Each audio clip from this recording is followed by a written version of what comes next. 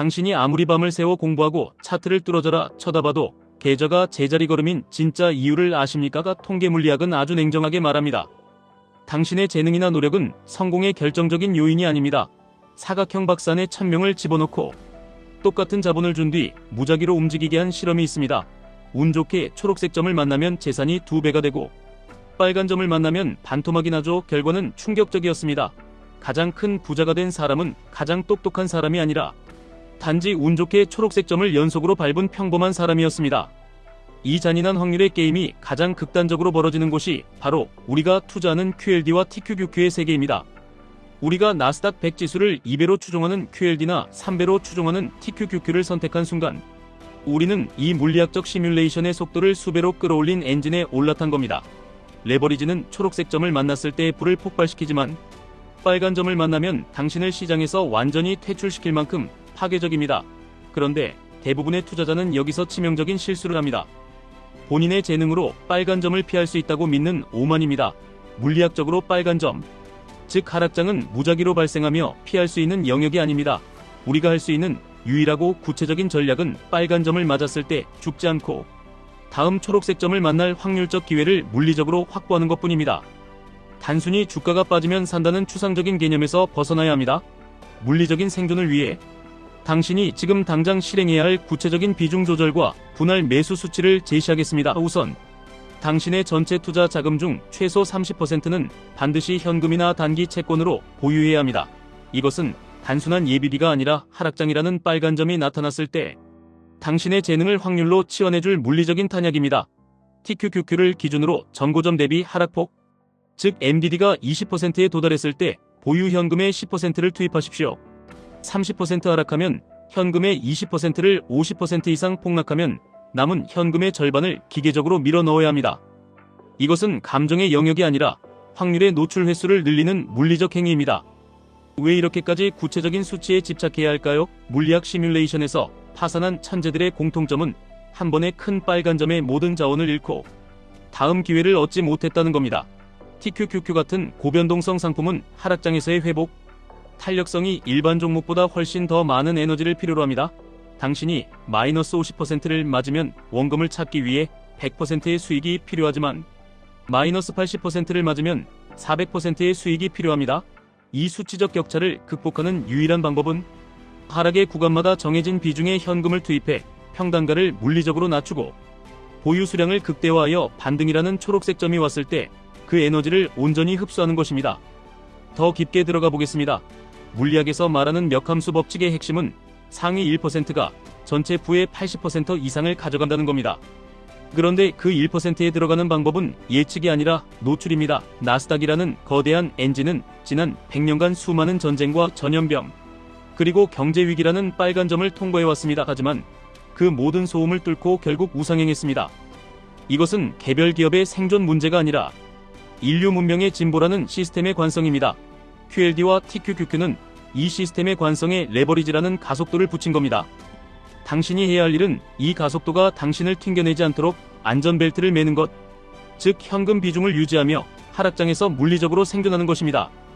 예상 질문이 나올 수 있습니다. 나스닥이 일본의 니케이 지수처럼 30년 동안 횡보하거나 하락하면 어쩌나 하는 공포입니다. 하지만 통계 물리학적 관점에서 미국의 나스닥은 전 세계의 자본과 인재, 그리고 혁신이 수렴되는 거대한 중력장입니다. 입자들이 모여들고 에너지가 폭발하는 곳이죠. 일본의 사례는 폐쇄적인 시스템에서의 에너지 고갈이었지만 나스닥은 오픈 시스템입니다.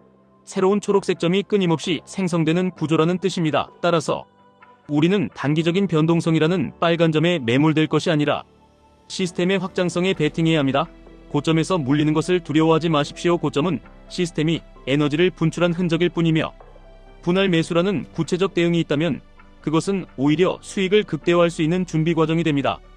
여기서 구체적인 기술적 지표 하나를 더 얹어드리겠습니다. RSI 즉 상대 강도 지수를 활용하십시오. TQQQ의 주봉 기준 RSI가 30 이하로 떨어지는 구간은 물리학적으로 과매도 상태 에너지가 극도로 응축된 상태입니다. 이때는 앞서 말씀드린 MDD 기준 매수 전략에 더해 추가적인 가중치를 부여하십시오. 남들이 공포에 질려 시장을 떠날 때 당신은 확률의 법칙을 믿고 기계적으로 수량을 늘려야 합니다. 1000명의 실험에서 결국 마지막에 웃었던 사람들은 모두가 빨간 점을 피해 도망칠 때 묵묵히 자리를 지키며 다음 초록색 점을 맞이할 준비를 했던 사람들입니다. 레버리지 투자의 또 다른 공포인 변동성 끌림 현상에 대해서도 명확히 짚고 넘어가야 합니다. 횡보장에서 계좌가 조금씩 깎여나가는 것을 보며 사람들은 레버리지는 장기 투자용이 아니라고 말합니다. 하지만 이것은 단기적인 엔트로피의 증가일 뿐입니다. 시스템이 한 방향으로 터지기 시작할 때 레버리지가 보여주는 폭발적인 복리 효과는 횡보장에서의 손실을 단숨에 상쇄하고도 남습니다. 문제는 그 터지는 순간까지 당신이 버틸 수 있는 자금력을 가지고 있느냐입니다. 그래서 제가 현금 30% 보유와 구간별 분할 매수를 강조하는 겁니다. 이것은 단순히 돈을 더 버는 전략이 아니라 확률의 게임에서 퇴출당하지 않기 위한 생존의 공식입니다. 많은 투자자가 차트 분석이나 경제 지표 예측에 시간을 쏟습니다. 금리가 어떻고 고용 지표가 어떻고 하는 소음들 말입니다. 하지만 물리학적으로 보면 이런 변수들은 개별 입자의 무작위 행보와 같습니다. 예측이 불가능하다는 뜻입니다. 성공할 수밖에 없는 1%의 특징은 이런 무작위성을 통제하려 들지 않고 수용한다는 점에 있습니다. 하락장이 오면 아, 빨간 점이 왔구나. 내가 정한 원칙대로 현금을 투입할 때가 되었구나. 라고 생각하며 감정을 배제해야 합니다. 당신의 뇌가 공포를 느낄 때 당신의 손은 매수 버튼을 눌러야 합니다. 그것이 통계 물리학이 말하는 무작위성의 극복 방법입니다. 결국 주식 투자는 지능지수의 싸움이 아니라 감정지수와 원칙의 싸움입니다. IQ가 높은 천재들이 롱텀 캐피털 매니지먼트 같은 헤지펀드를 만들어 파산했던 역사를 기억하십시오.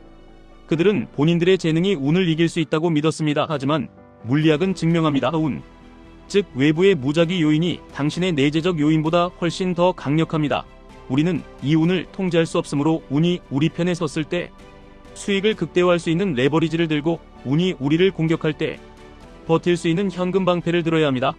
이 두 가지의 조화가 당신을 역함수 분포의 오른쪽 끝 아주 긴 꼬리의 주인공으로 만들어줄 것입니다. 지금 당장 당신의 계좌를 확인해 보십시오. 현금 비중이 전혀 없거나 한 방향에 모든 것을 걸었다면 당신은 지금 물리학 실험실의 위태로운 피실험자일 뿐입니다. 하지만 정해진 원칙에 따라 하락의 깊이마다 차곡차곡 수량을 모아가고 있다면 당신은 이미 성공의 궤도에 진입한 투자자입니다. 성공했을 때 운이 좋았다고 말할 수 있는 겸손함을, 실패했을 때 운이 나빴을 뿐이라며 다시 일어설 수 있는 용기를 가지십시오. 나스닥이라는 거대한 시스템은 반드시 당신에게 초록색 점을 보상으로 줄 것입니다. 성공은 결코 우연이 아닙니다. 하지만 그 과정은 우연으로 가득 차 있습니다. 그 우연의 파도를 타기 위해 필요한 건 정교한 예측이 아니라 견고한 원칙입니다. QLD와 TQQQ는 그 파도를 가장 높게 탈 수 있는 서핑보드입니다. 거친 파도에 휩쓸리지 않도록 리시 코드를 단단히 매십시오. 현금 비중과 구간별 분할 매수라는 리시 코드가 당신을 지켜줄 것입니다. 겸손하게 시장을 경외하되 당신이 세운 물리학적 원칙만큼은 절대 타협하지 마십시오. 그것이 이 자본주의라는 사각형 박스 안에서 당신이 최후의 승자가 되는 유일한 방법입니다. 지금까지 1분 투자 하이젠버그였습니다.